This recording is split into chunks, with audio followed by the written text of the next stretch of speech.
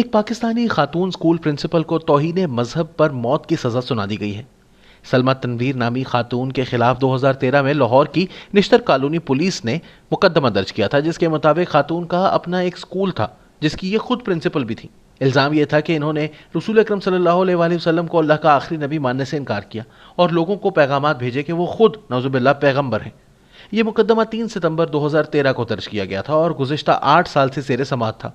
سلمہ تنویر کے وکیل کا کہنا تھا کہ خاتون کا ذہنی توازن درست نہیں تھا۔ اس حوالے سے لاہور کے پنجاب انسٹی ٹیوٹ آف مینٹل ہیلتھ کی ایک رپورٹ بھی جمع کروائی گئی، جس کے مطابق یہ اسکیزو افیکٹو ڈس آرڈر سے گزر رہی تھی، جس میں انسان کو عجیب و غریب خیالات آتے ہیں اور ایسے میں اس کا دماغ اس کے سامنے کچھ ایسی اشکال بھی بنا سکتا ہے جو کہ حقیقت میں وہاں موجود نہ ہوں۔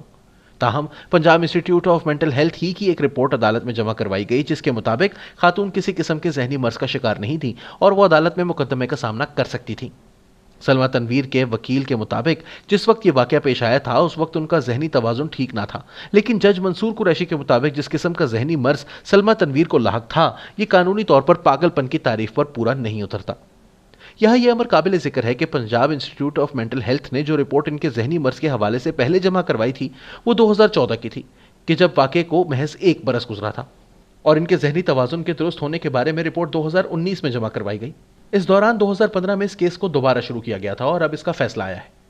بعد ازاں جو فیصلہ کیا گیا یہ ایک میڈیکل بورڈ کا تھا۔ مقدمہ دوبارہ شروع ہونے پر بھی سلمہ تنویر کے وکیل کا کہنا تھا کہ وہ واقعے کے وقت ذہنی طور پر متوازن نہیں تھیں، جبکہ مخالف وکیل کا کہنا تھا کہ یہ خاتون گزشتہ 4 سال سے اپنا اسکول بھی چلاتی رہی ہیں اور متعدد مرتبہ بیرون ملک سفر بھی کر چکی ہیں، لہٰذا یہ دعویٰ کہ وہ ذہنی طور پر متوازن نہیں درست نہیں ہے اور اس کا مقصد محض مقدمے کی طوالت میں اضافہ کرنا ہے۔ وکیل کا کہنا تھا کہ سلمہ تنویر نے اس دوران اپنی تمام تر دولت اپنے شوہر کے نام بھی کر دی تھی اور اس کے لیے جائیداد سے متعلق تمام تر کاغذی کارروائی سے گزری تھی۔ سلمہ تنویر کے وکیل کا موقف بہرحال بدستور یہی تھا کہ بعد میں جو کچھ بھی ہوا ہو، جس وقت یہ واقعہ پیش آیا جس کا مقدمہ عدالت کے سامنے موجود تھا، اس وقت ان کی موکلہ کا دماغی توازن درست نہ تھا اور پاکستان پینل کوڈ کے دفعہ 84 کے تحت کسی بھی ذہنی طور پر غیر متوازن شخص کا اقدام جرم تصور نہیں کیا جا سکتا۔ سلمہ تنویر پر یہ الزام بھی عائد کیا گیا تھا کہ اس نے ختم نبوت صلی اللہ علیہ وآلہ وسلم کا انکار کیا ہے۔ عدالت کا کہنا تھا کہ یہ ثابت نہیں ہو سکا کہ جس وقت خاتون نے یہ پیغامات لوگوں کو بھیجے اس وقت وہ اپنے اس فعل کے نتائج سے آگاہ نہ تھیں۔ دونوں اطراف کے دلائل سننے کے بعد عدالت نے سلمہ خاتون پر 50,000 روپے کا جرمانہ عائد کیا اور انہیں پھانسی کی سزا سنائی۔ سلمہ تنویر کے پاس 1 ہفتے کا وقت ہے کہ وہ اپنے خلاف آئے فیصلے کے خلاف ہائی کورٹ سے رجوع کرے۔ پاکستان کے توہین مذہب سے متعلق قوانین پر بیرونی دنیا سے بار بار تنقید دیکھنے میں سامنے آئی ہے۔ حال ہی میں یورپی یونین نے اس حوالے سے ایک تفصیلی رپورٹ بھی جاری کی تھی، جس میں پاکستان کے اندر توہین مذہب سے متعلق قوانین کے حوالے سے کہا گیا تھا کہ یہ قوانین غیر مسلم اقلیتوں کے خلاف تواتر سے استعمال کیے جاتے ہیں۔ تاہم یہاں یہ امر قابل ذکر ہے کہ سلمہ تنویر سے پہلے ایک اور شخص اسی قسم کا دعویٰ کرنے کے بعد پشاور کی ایک عدالت میں گزشتہ برس قتل کر دیا گیا تھا۔ اس شخص نے کئی سال قبل نبوت ہی کا دعویٰ کیا تھا اور یہ ایک امریکی شہری بھی تھا۔ اس کے قاتل نے عدالت کے اندر گھس کر اس کو گولی ماری تھی اور احاطہ عدالت میں پستول ایک وکیل لے کر آیا تھا جس نے ملزم کو گولی مارنے کے لیے اس نوجوان کو یہ فراہم کی۔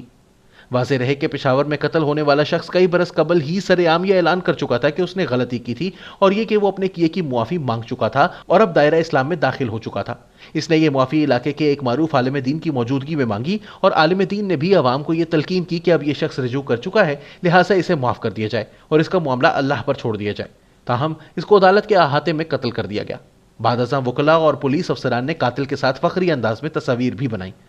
ایک اور پروفیسر کو 2019 میں بہاولپور میں ایک نوجوان طالب علم نے اس وقت چھریاں مار کر قتل کر دیا تھا جب انہوں نے کالج میں نئے آنے والے طلباء کے اعزاز میں دی گئی پارٹی کا دفاع کیا تھا اور طالب علم نے اسلامی شعار کا انکار کرنے کا الزام لگا کر خود ہی ان کو قتل کر دیا تھا۔